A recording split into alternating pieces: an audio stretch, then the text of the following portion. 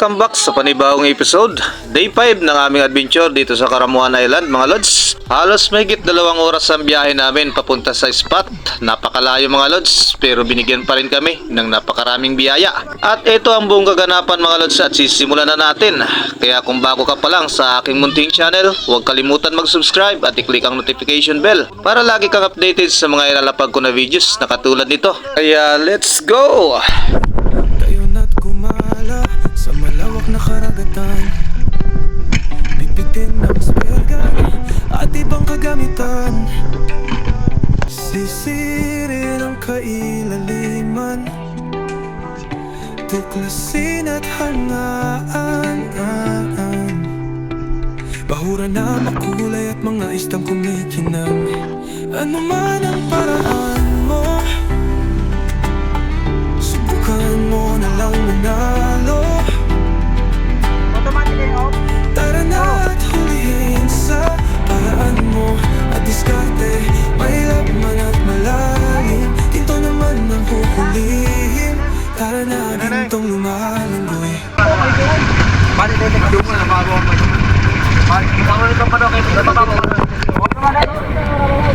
Nandito na kami sa spot mga lods. 2 oras at kalahati ang biyahe.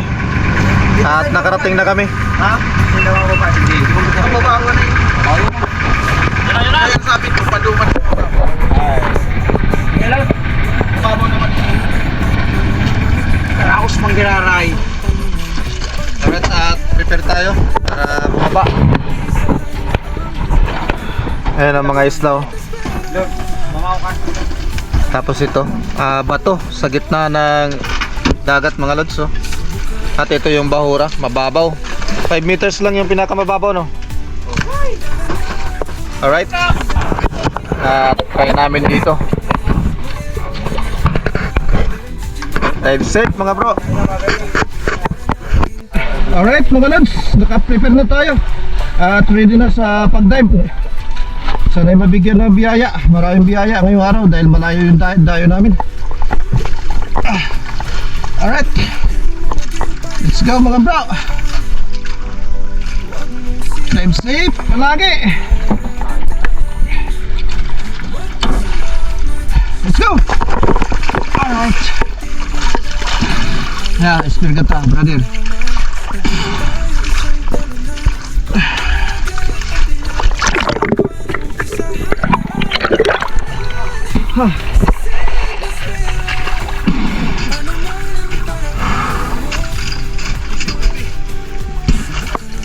Kaslakan mga spear ka na pag maapod.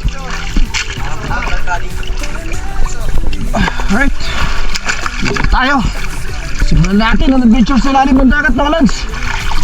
Let's go. At eto na nga pala, hindi pa ako nakakalayo ng bangka. May nagpakita na kagad na isla at isang king mac. Kaya agaran na ako nag-drop dito para ma-close ang gap at makatira tayo. Eto na rin pala ang naging warm up natin sa bahurang ito. Isang panalong king mac at tinamaan natin ito mga lods, pero alanganin. Napatas ng konti ang tansyang patama, pero napansin ko naman na tumagos ang shot natin. Kaya wala nang kaba mga lods at alam kong mayayari natin ang isda na to. Habang ang iba nasa bangka pa, tayo nakayari na. One down!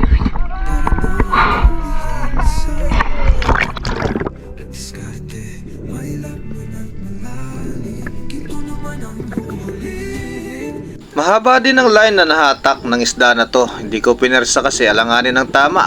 At kakababa pa lang din ni Utol at saka ni Bro Jason. Kaya hinayaan ko na lang muna.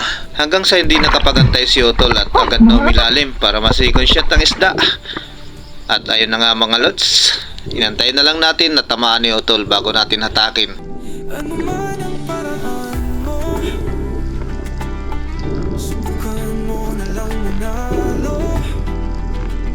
Tara na at hulihin sa paraan mo at diskarte. May laman at malalim, ito naman ang huhulihin. Tara na gintong lumalanggoy.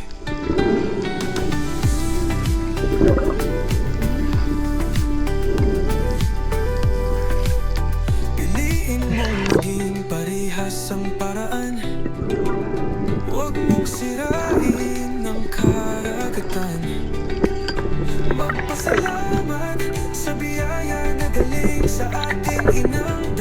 dagat. Tayo na at malaman na di tayo isang talunan. Pagdagat ang pinag-usapan, umpisahan na ang labanan. Sisitas pero ano man ang paraan mo, subukan mo na lang manalo. Tara na at hulihin sa paraan mo at diskarte. Maganda ba yun naman, oh? Ay, naman Lord. Thank you. Laging kumain. Tingmak agad. Next drop na nga pala mga lods at okay talaga kapag malinaw ang visibility. Habang lumalangoy pa lang kasi at naghahanap ng isda, napansin ko na sa baba at kitang kita sa ibabaw isang malaking coral trout, kaya agad akong nag-drop dito. Nasa 21 meters din ang lalim nito, kaya mabilis tayong nakaabot sa pinakababa at drop shot ang magiging tira natin sa isdang ito. At tinamaan naman natin ng isda, kaya ito yung naging pangalawang isda natin sa araw na ito. Isang malaking coral trout, kaya panalo mga lods. Umpisahan na ang labanan. Sisid na spero. Habang lumalangoy pa ibabaw, hinahata ko ng isda para mas mabilis tayo.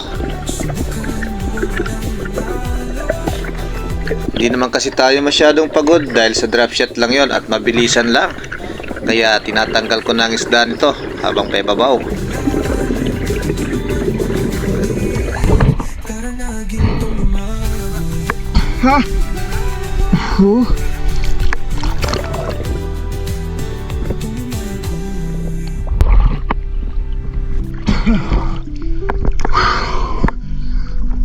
Busog na busog.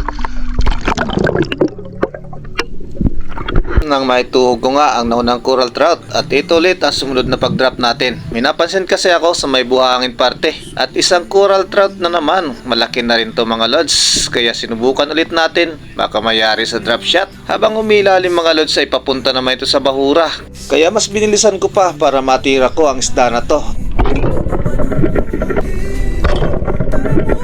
Sakto lang ang naging abang sa pagtira, kaya tinamaan natin ang isda mga lods sa magandang parte ng katawan. Kaya panalo pa rin ang naging patama sa isda na to. Alright, at ito yung sumunod na isda, isang good size na coral trout.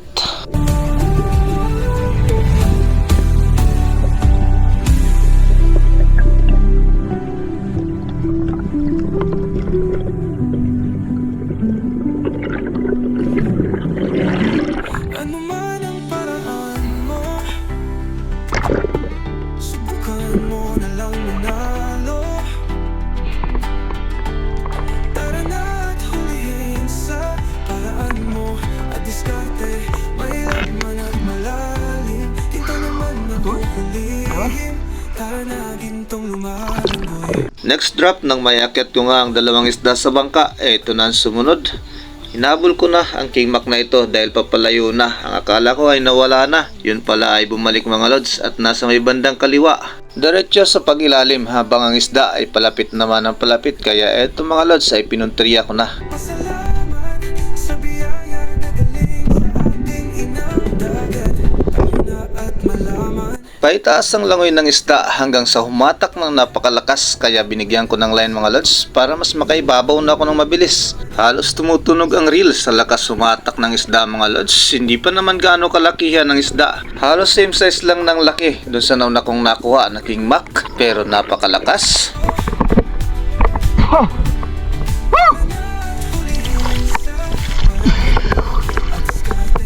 Biglang huminto sa paghatak, kaya inilak ko na ang reel.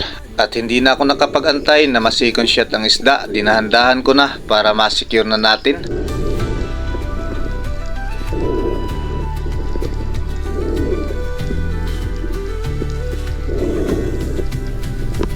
Pilitin maging parehas ang paraan. Huwag mong sirain ang karagatan. Magpasalamat sa biyaya na galing sa ating inagdagat. Tayo na at malaman na di tayo isang talunan. Pagdagat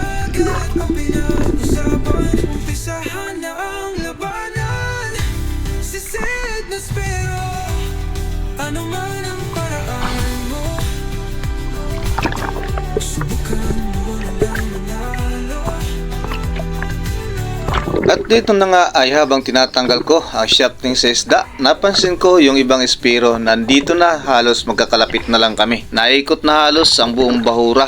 Diretso na ang isda sa bangka para makapagpahinga na rin at makalipat na rin ng ibang bahura.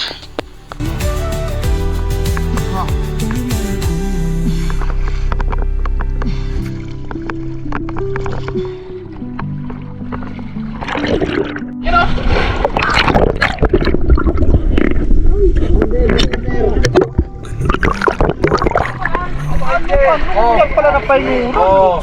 Hindi nga. Dahil daw, makita na paglamoy.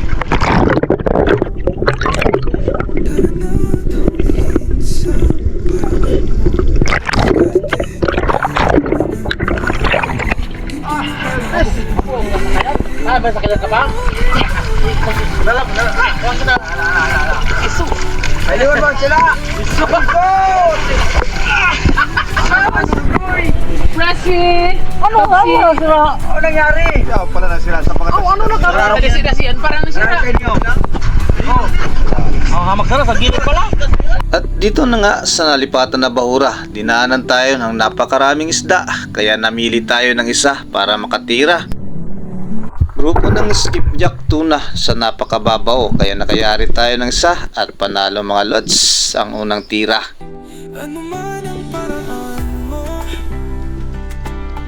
subukan mo na lang manalo. Tara na at hulihin sa paraan mo at diskarte, may laman at malalim. Ito naman ang huhulihin. Tara na, gintong lumalanggoy.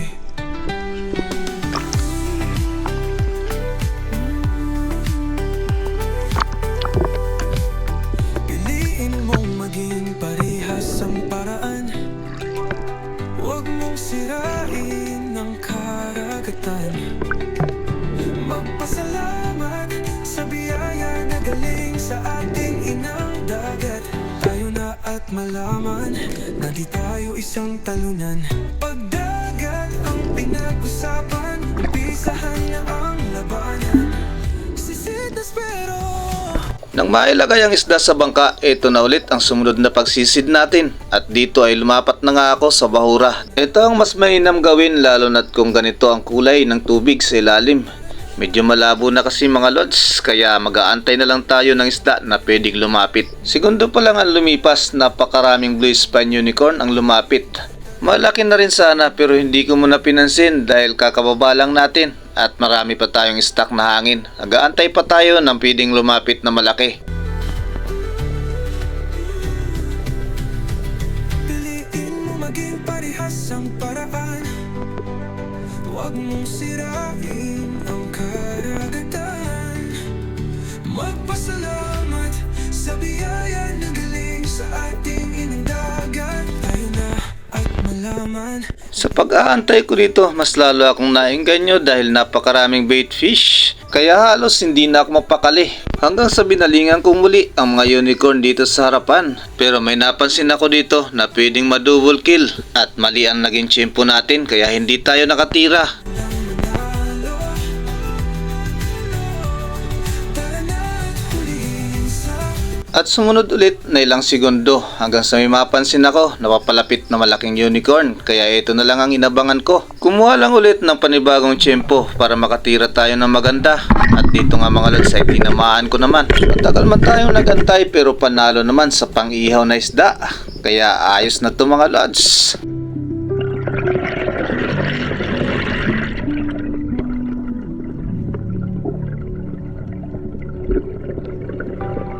ano man ang paraan mo, subukan mo na lang manalo. Tara na at hulihin sa paraan mo at diskarte, may laman at malalim. Ginto naman ang huhulihin. Tara mo, ginto naman mo.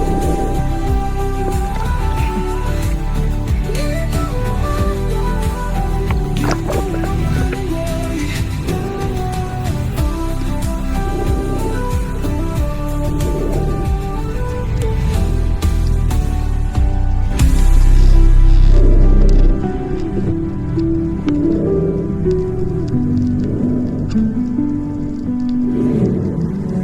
Next dive at nasa mababaw na parte ng bahura. Meron kasi akong napansin na malaking coral trout. Susubukan natin sa drop shot, baka mayari ang isda na to. Pero na-curious pa nang malapitan ko, kaya agad tong tinira mga lods. At panalo naman at tinamaan natin ng maganda. Na-fatal ang isda mga lods at hindi na nakagalaw, kaya panalong panalo. Ano man ang paraan mo, subukan mo na lang manalo. Tara na at huliin sa paraan mo at diskarte. Mahirap man at malalim, ito naman ang huhulihin. Tara na gintong lumalangoy.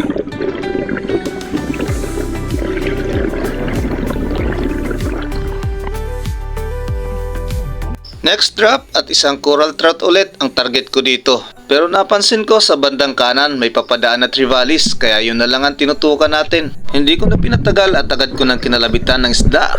Golden dot trivali na dumaan lang pero nadamay na mga lods, kaya panalong panalo at may trivalis na tayo na sumunod na isda. Pangatlong isda sa bahurang ito at ito yung pinakahuli natin na nakuha. Kaya ang labanan, sisitas pero ano man ang paraan mo, subukan mo na lang manalo. Tara na huliin sa paraan mo at diskarte. Mahirap man at malalim, ito naman ang huhulihin. Tara na gintong lumalangoy.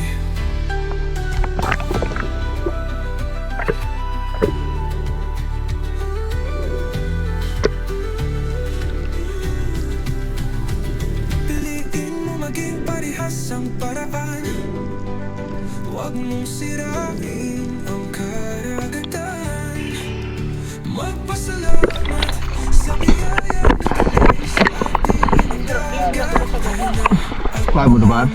Na di tayo isang tanda. Basta pag-umkas tama. Daliin magdakbol. Alright, manalo pa rin. Akit na ako mga lods kasi pahinga na. Alas 4 pasado na rin. Alas 4:20. Tama na yan. Malaking blessing na nakuha ngayong araw. Marami pa rin kami. Kahit na marami ang bubanjing-banjing namin. Kung saan kami napupunta. Ay, tama na yan. Island happy. Ayan mga lods. Oh, puno na yan na malaking cooler. Tapos yung isa, buksan mo nga, kaibigan Tom Sawyer. Yan. Oh, di ba? Nangitim. May puti din na isa. Alright. Manalo na yan. At nabigyan pa rin ng biyaya. Salamat. At sa labis na pag-iingat. Alright, panalo. Nakayari pa si Utol. Oh, grabe na talaga yung spot na to. Nawasak yung katawan mga lods.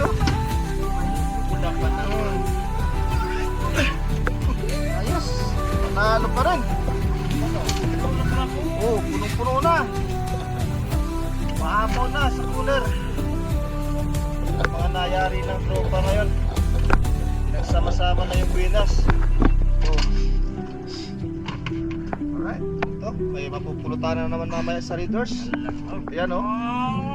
Wala pang naiambag yan mga lods. Yan o. Oh. Totoo lang, Miguelito. Miguelito. Doon tayo mandali. Kainin. Now. Yan, naman sa pao. Oh. Laki ng ano. Orange lips na yan na ano. Unicorn pa rin to, di ba?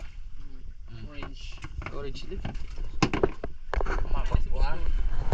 Alright. Kaya na tayo maya-maya. Pauwi na tayo.